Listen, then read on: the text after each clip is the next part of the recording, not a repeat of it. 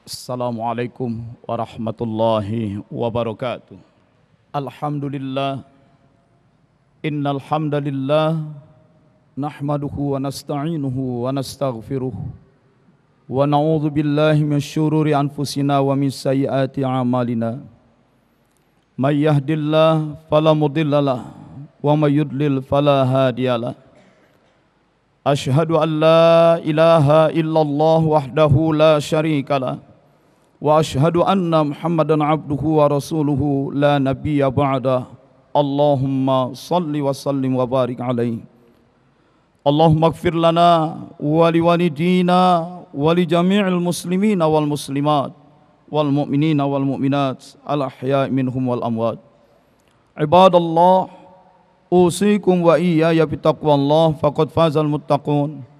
Wa qala Allah Ta'ala fil Qur'anil Karim, a'udzu billahi minasy syaithanir rajim. Wa anna hadza sirati mustaqima fattabi'uhu wa la tattabi'us subula fatafarraqa bikum an sabilihi dzalikum wassaqum bihi la'allakum tattaqun. Amma ba'du. Hadirin hamba-hamba Allah yang mulia, jamaah salat Jumat yang berbahagia, umat Nabi Muhammad SAW yang kami cinta. Dalam 2 bulan terakhir ini, saya melakukan perjalanan dakwah, safari dakwah yang sangat intensif. Dari Jakarta, Jawa Tengah, Jawa Timur, Madura sampai ke Bali. Begitu juga ke Santero, Tanah Batak di Sumatera Utara. Bahkan kemarin baru kembali setelah 6 hari berada di wilayah Sabah, Malaysia. Ada banyak hal kegiatan umat di berbagai daerah itu yang menarik kita perhatikan. Misalnya di daerah Purbalingga, ada seorang polisi yang karena banyak menghadapi kasus-kasus laporan pemerkosaan sehingga si perempuan hamil, anak diperkosa oleh ayahnya sendiri sehingga anak perempuannya hamil, sampai ada 4 orang. Kasus TKW di Arab Saudi yang pulang membawa anak hasil perkosaan, sehingga akhirnya polisi itu berinisiatif. Karena banyak anak-anak yang terlahir dan disia-siakan, dia membuat pesantren khusus untuk anak-anak terlantar seperti itu. Jadilah kiai itu berubah menjadi seorang kiai, memimpin pesantren. 80 anak yang terlantar, yang tertinggal begitu saja, dan semua itu dibiayainya sendiri. Bayangkan seorang polisi berpangkat rendah tapi membiayai hidup pesantrennya. Syukurnya kemudian masyarakat sekitarnya membantu, dan kami membantu memberikan pelatihan-pelatihan untuk guru-gurunya di sana.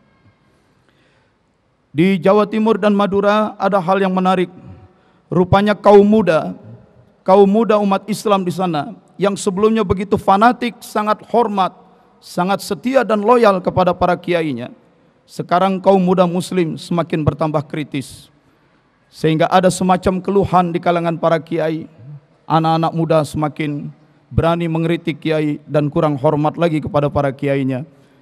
Tapi setelah kita selidiki kepada para anak-anak muda, persoalannya bukan tidak hormat, tidak setia lagi pada kiai, karena mereka merasa ditinggal oleh para kiai setelah kiainya aktif dalam berbagai partai politik, sehingga pesantren menjadi terabaikan, pembinaan majelis taklim merasa terabaikan. Lalu para kiainya pun saling bergontok-gontokan rebutan proyek. Ini sesuatu yang menarik, khususnya bagi para ustadz dan para mubalik. Teruslah istiqomah dalam jalan dakwah dan jangan mudah terlibat dalam rebutan-rebutan remah-remah APBN atau APBD sehingga terjebak dalam konflik politik. Nanti umat akan menghukum para ulama dan kiai itu sendiri.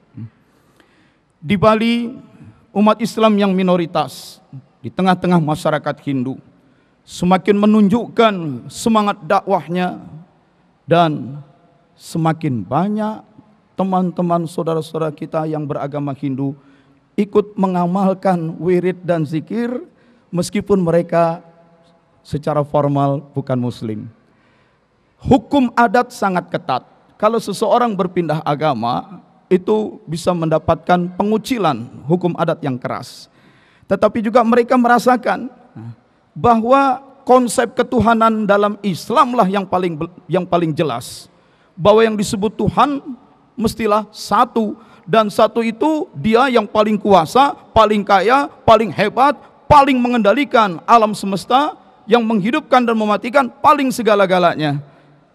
Jadi semestinya kekuasaan tidak terpecah ke dalam banyak pihak. Kekuasaan cukup di satu tangan dan Tuhanlah pemegang kekuasaan yang paling tinggi. Ketika kekuasaan terpecah kepada para dewa-dewa, lalu siapa yang paling unggul di antara semua itu? Nah, kesulitan memahami ketuhanan, mereka melihat konsep ketuhanan Islam paling konkret. Maka mereka kemudian ikut zikir-zikir, ikut subhanallah, ikut memuji-muji Allah.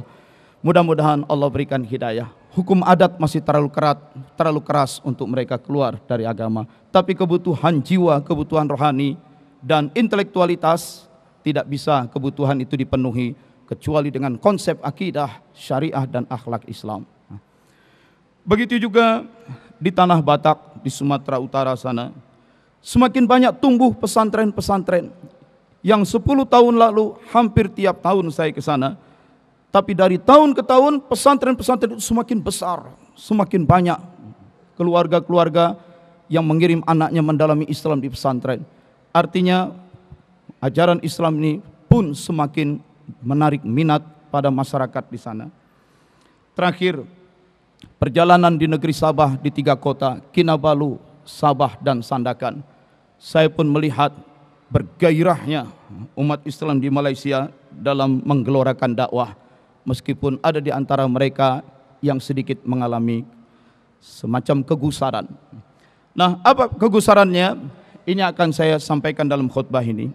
Yang pertama, dalam slide pertama, di surat Ali Imran ayat 104 Allah katakan, "Wa tilkal ayyam nudawiluha bainan nas." Dan hari-hari itu hari-hari kejayaan, sekaligus juga hari-hari kejatuhan. Nudawiluha, kami perputarkan, kami pergilirkan, bainan nas, di antara manusia. Kalau dilihat di slide bagian bawah, antara abad minus 25, 2500 tahun sebelum Masehi, sampai minus 17, selama 800 tahun, bangsa yang paling mampu membangun peradaban unggul adalah bangsa Mesir. Terlihat grafiknya, dia membangun peradaban bertambah tinggi, unggul dalam bidang agriculture, unggul dalam bidang perikanan dan pelayaran, unggul dalam bidang perladangan, pertanian dan perikanan, dan mereka juga unggul dalam sistem arsitektur, sehingga mampu membangun piramida yang sangat presisi. Tetapi ketika bangsa Mesir mencapai puncak-puncak kejayaan, mereka kemudian mengalami kelemahan semangat, dan grafik peradaban yang mereka bangun akhirnya merosot turun. Ketika bangsa Mesir peradabannya mulai merosot turun, sisa-sisa keunggulan peradaban bangsa Mesir itu sudah diambil alih oleh negeri tetangganya, yaitu Babilonia. Maka Babilonia mengembangkan peradaban baru, membangun sistem perkotaan dan gedung-gedung tinggi semacam stadion-stadion dengan sistem arsitektur yang sangat kokoh. Jadi bangsa Babilonia tidak harus memulai dari titik yang paling rendah, dari titik nol. Karena peradaban sudah dikembangkan oleh bangsa Mesir, mereka hanya melanjutkannya saja, mengembangkan, mencapai tingkat atau puncak peradaban yang lebih tinggi dari bangsa Mesir. Tapi keunggulan peradaban Babilonia itu pun ada saatnya dia harus mulai meluncur turun lagi. Kejayaan diambil alih oleh bangsa tetangganya Yunani. Apa yang sudah dikembangkan oleh bangsa Babilonia, dibuatlah formula-formula, konstruksi-konstruksi filosofisnya oleh para filosof Yunani seperti Aristoteles, Socrates, Plato. Mereka mengembangkan pemikiran-pemikiran filsafat di bidang fisika, di bidang psikologi, di bidang etika dan politik. Maka kita kenal bangsa Yunani pernah mengalami puncak-puncak peradaban yang jaya, sampai kemudian kira-kira 800 tahun kemudian mereka merosot turun lagi. Tetangganya bangsa Romawi mengambil alih konsep-konsep pemikiran filosofis itu, diimplementasikan menjadi sistem negara, sistem hukum, sistem politik dan militer. Maka kita kenal kejayaan peradaban Romawi dalam bidang militer, hukum, politik, dan kenegaraan, selain juga karya-karya seni dan arsitektur. Dan lagi-lagi bangsa Romawi pun sebagai bangsa setelah kira-kira 800 tahun mengalami kemerosotan. Saat itulah bangsa Arab Islam. Setelah Islam menyebar di kalangan bangsa Arab, bangsa-bangsa Arab mendapatkan inspirasi, mendapatkan motivasi yang kuat dari ajaran Islam. Maka bangsa Arab Muslim membangun peradaban di bidang astronomi, di bidang optik, selain dalam bidang sastra dan kebahasaan, juga bidang-bidang sains dan teknologi lain. Tetapi puncaknya adalah kira-kira abad 14-15. Bangsa-bangsa Arab Muslim pun mengalami kehancuran, merosot. Dunia Islam terus merosot dari abad 15 sampai sekarang memasuki awal abad 21. Tetapi ketika sudah mencapai titik terendah, saat ini pun umat Islam sedang berusaha rebound. Sudah titik terendah, berusaha untuk bangkit kembali, membangun kembali kejayaan peradaban Islam. Memang ketika peradaban Arab dan Islam sedang meluncur turun, saat itulah bangsa-bangsa barat seperti Eropa dan Amerika dengan memanfaatkan sisa-sisa keunggulan peradaban Yunani, Romawi, dan Arab Islam, mereka mengembangkan gerakan baru, gerakan Renaissance. Dengan gerakan Renaissance itulah dikembangkan pemikiran-pemikiran ilmiah yang positif, berkembanglah sains dan teknologi, maka mereka unggul secara ekonomi. Tetapi keunggulan barat yang sudah mencapai puncaknya itu ada batasnya juga. Rupanya keunggulan sains dan teknologi mereka, penggunaan kapitalisasi modal berbasis riba, itu membawa kerusakan peradaban. Lihatlah Amerika dan Eropa sekarang, mereka sedang mengalami kehancuran ekonomi. Anggaran belanja mereka mengalami defisit dan mereka sulit mendapatkan hutang. Justru orang-orang kaya mulai melarikan modalnya, menghindari investasi di Eropa, Amerika. Mereka lari ke wilayah-wilayah Asia Tenggara dan Asia Timur. Jadi watilkal ayyam nudawilaha, hari-hari kejayaan juga hari-hari keruntuhan kami pergilirkan di antara manusia. Sekarang inilah saatnya. Peradaban bangsa barat sedang berada di puncaknya, dan dalam posisi puncak mereka bersiap untuk turun. Justru peradaban Islam dalam titik terendah, dan dalam titik terendahnya mereka bersiap untuk bangkit kembali. Mudah-mudahan kita semua diberi umur yang lebih panjang oleh Allah untuk menyaksikan kembalinya kejayaan peradaban Islam. Meskipun itu semua tidak bisa hanya sekadar kita tunggu, kita semua harus bekerja keras membangun peradaban ini. Yang guru bekerjalah sebaik-baiknya, mendidik dan mengembangkan generasi muda yang lebih berpikir rasional, yang lebih bisa mempertahankan integritas etik atau moral. Bukan hanya melahirkan sarjana yang pandai-pandai, tetapi korup, yang kalau sudah bekerja korupsi di segala lapisan, semua itu akan menghambat kebangkitan peradaban Islam. Itulah peran para guru, peran para ustadz, para mubalik, peran para pendidik. Kita yang lain, para pedagang, para bisnismen, atau bahkan juga para politisi dan para seniman, kita semua punya peran, punya kesempatan untuk berperan. Mari sebelum kita mati, kita bangkitkan lagi kejayaan peradaban Islam. Memang watilkal ayyam nudawiluha, hari-hari itu kami pergilirkan, kata Allah. Artinya kalau memang sudah Allah pergilirkan, bila saatnya naik, ya naik saja. Tetapi ada yang dalam proses naik, semua orang bekerja, terlibat, berkontribusi, membangun kejayaan itu.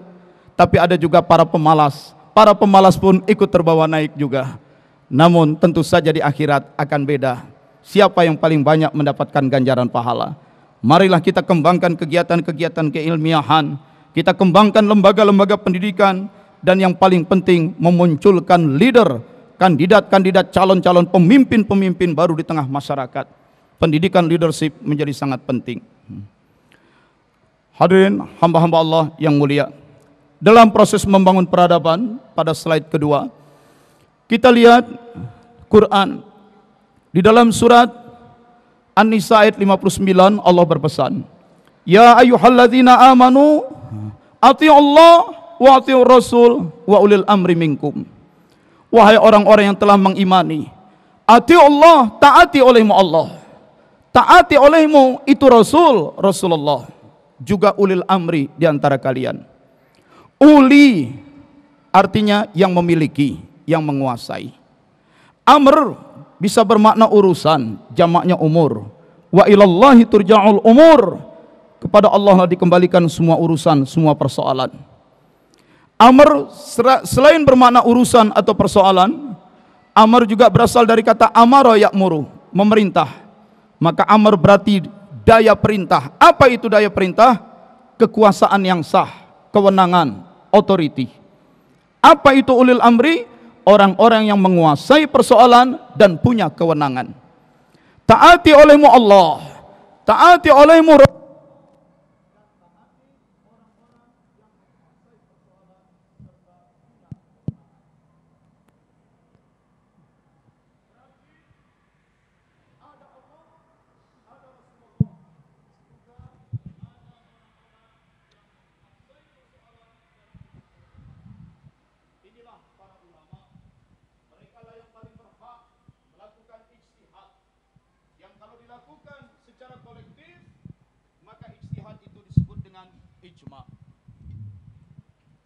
Taati Allah, taati Rasulullah, taati orang-orang yang menguasai persoalan dan punya kewenangan. Mereka lah para ahlinya dalam urusan agama. Taatilah para ulama, para waliullah. Jadi ketika kita akan membangun kejayaan peradaban, jangan lupa tiga itu. Taati Allah, taati Rasulullah, taati ulil amri, orang-orang yang menguasai persoalan dan punya kewenangan. Pada slide berikutnya bisa kita lihat juga. Satu saat Rasulullah SAW mendapat kabar bahwa orang-orang Yaman yang letaknya ribuan kilometer di arah selatan, orang-orang Yaman meminta supaya dikirim kepada mereka juru dakwah. Mereka ingin juga belajar Islam. Orang Yaman itu lokasinya berbeda dari Makkah Madinah. Makkah Madinah disebut Hijaz. Orang Yaman itu adat istiadat, budayanya juga berbeda. Siapa yang pantas mendidik dan membimbing mereka? Rasul memilih Mu'az bin Jabal. Lalu Rasul bertanya dulu, "Hai Mu'az, kamu akan memimpin kehidupan di Yaman. Kamu akan menghadapi problem-problem kehidupan yang berkembang di masyarakat. Bima taqdi, bagaimana kamu menyelesaikan problem-problem itu? Dengan apa kau akan membuat keputusan?" Mu'az menjawab, "Aqdi bima fi kitabillah." Aku akan membuat keputusan berdasarkan kitabullah. Kata Nabi, "Fa illam yakun fi kitabillah." Quran itu kan masih dalam proses diturunkan beberapa ayat. Jadi kalaupun Mu'az pergi ke Yaman, Quran masih dalam proses diturunkan. Bisa jadi di Yaman kamu menghadapi persoalan yang belum ada penjelasannya dari Quran. Fa illam yakun fi kitabillah, kalau belum ada di kitabullah, bagaimana kamu menyelesaikannya? Mu'az menjawab, fa bi sunnati Rasulillah. Aku buat keputusan berdasarkan sunnah atau tradisi, kebiasaan-kebiasaan Rasul. Rasul pun bertanya lagi, bagaimanapun Rasul hidup di Mekah dan Madinah, kamu akan tinggal di Yaman, maka akan muncul problem-problem di Yaman yang berbeda dengan problem yang ada di masyarakat Mekah dan Madinah. Maka kalau dicari sunnah Rasulnya, bisa jadi belum ada. Fa illam yakun fi sunnati Rasulillah. Kalau kamu menghadapi problem di Yaman yang belum ada contohnya dari sunnah Rasul, bagaimana?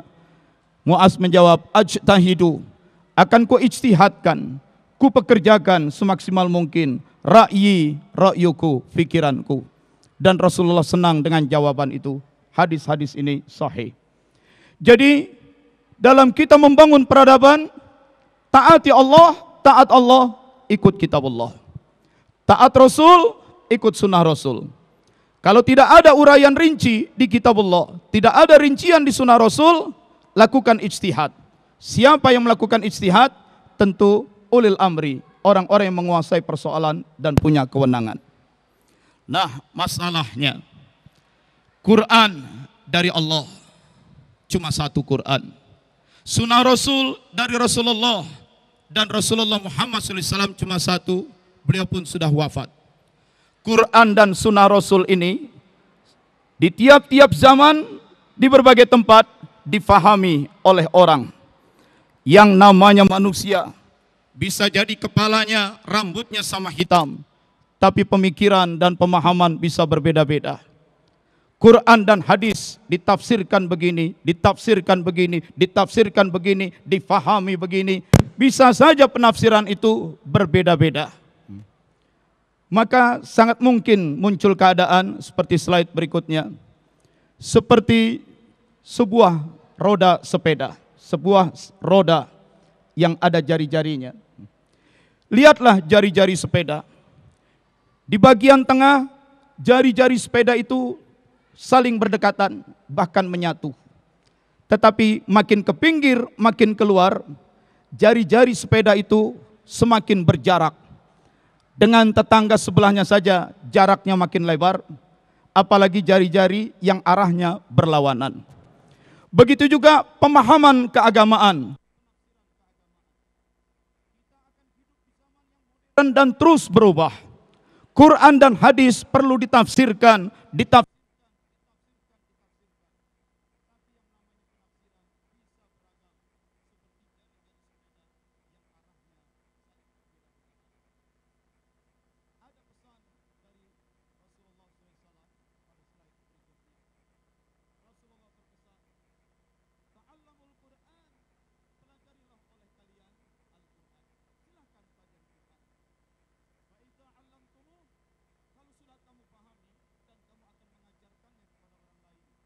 fala taghlu fihi. Janganlah kamu gulu dalam mengajarkan Quran. Apa itu gulu? Gulu artinya berlebih-lebihan. Kalau belajar bahasa matematika, ada yang disebut titik ekstrim. Ekstrim itu sesuatu yang sangat jauh atau eksesif. Jadi sebuah roda sepeda, jari-jarinya di tengah saling mendekat. Tetapi kalau mereka terlalu ekstrim menjauh, mereka saling menjauh dari Quran hadis, mereka menjauh dari titik pusat, maka mereka bisa saling berbeda sangat jauh. Dan pesan Nabi, pelajari Quran, dan kalau sudah mengajarkannya, jangan gulu, jangan berlebih-lebihan, jangan terlalu jauh, jangan terlalu ekstrim.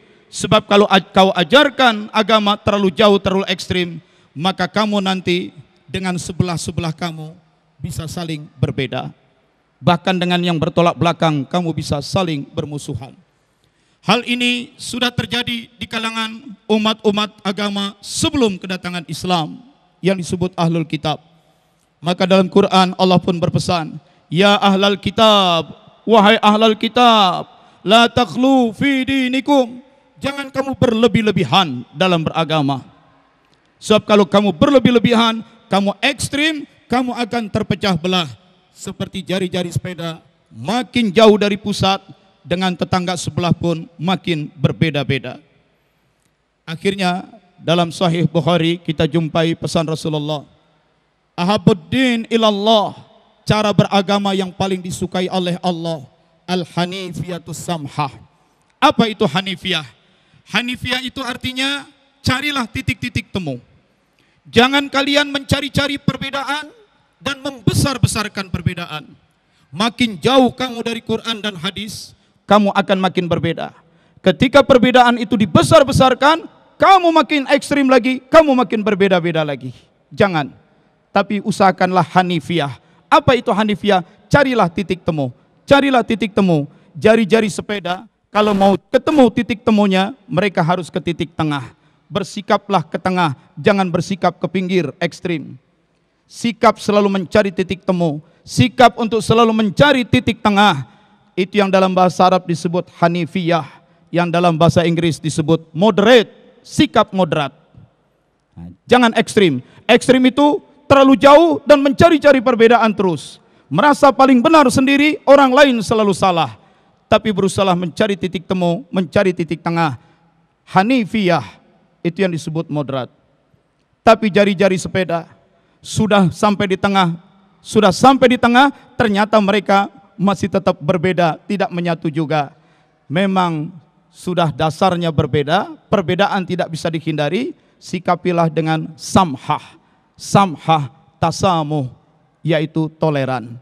Menarik sekali pesan Rasulullah, ahabbuddin ilallah, cara beragama yang paling disukai oleh Allah, al-hanifiyah, yang moderat, yang mencari titik temu, bukan mencari-cari dan memperbesar perbedaan. Tapi sudah dicoba ditemu-temukan, masih nggak ketemu juga, samhah, tasamuh, toleran. Terimalah adanya perbedaan itu dan jangan saling menghancurkan, jangan saling menafikan. Artinya, dalam membangun peradaban ini, kita hidup di zaman yang berbeda. Problem-problem muncul juga problem-problem yang berbeda. Maka selalu muncul upaya-upaya mencari jalan keluar. Dan dalam rangka mencari jalan keluar, dalam rangka memunculkan solusi, dalam rangka mengembangkan dakwah, hati-hati, jangan dakwah itu dikelola dengan semangat ekstrim, semangat mencari perbedaan, semangat saling menjauh. Berusahalah mencari semangat saling mendekat, yaitu sikap moderat dan toleran.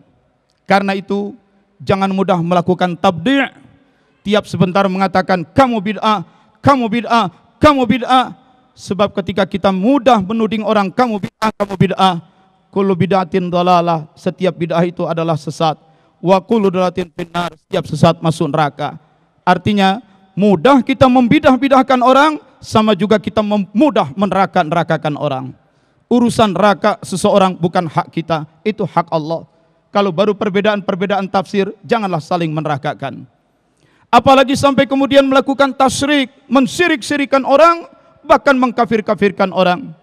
Kadang-kadang ada saking semangatnya berdakwah, saking merasa yakin dengan kebenaran dan kebaikan faham sendiri, orang yang berbeda faham dengan mudah dikatakan faqad kafara, sungguh dia sudah kafir. Halalud dam wal mal, halal darahnya, halal hartanya. Ini tidak boleh terjadi di kalangan aktivis dakwah yang baik.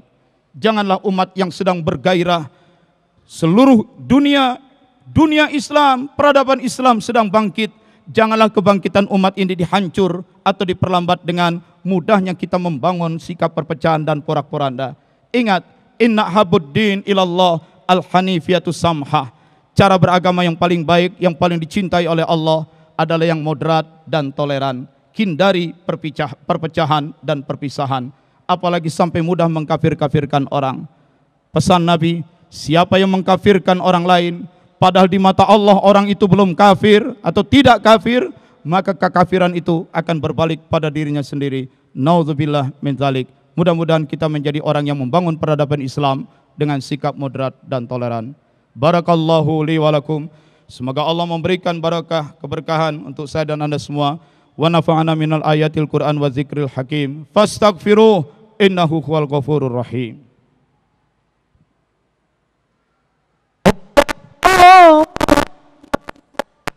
على سيدنا محمد وعلى سيدنا محمد. Alhamdulillah rabbil alamin. Assalatu wassalamu ala rasulihil karim wa ala alihi wa sahbihi ajma'in. Ibadallah, ittaqullaha haqqa tuqatih wa la tamutunna illa wa antum muslimun. Astaghfirullahaladzim, astaghfirullahaladzim, astaghfirullahaladzim, astaghfiruka ya arhamar rahimin. Amin. Alhamdulillahi rabbil alamin. Assalatu wassalamu ala rasulihil karim. Allahumma ighfir lana wa li walidina wa li jami'il muslimina wal muslimat wal mu'minina wal mu'minat al ahya'i minhum wal amwat. Allahumma ya qadiyal hajat, Allahumma ya kafiyal muhimmat, Allahumma ya dafi'al baliyat, Allahumma ya rafi'ad darajat, Allahumma ya syafi'al amrad, Allahumma ya mujibad da'wat, Allahumma ya arhamar rahimin, irhamna irhamna irhamna ya rabbal alamin.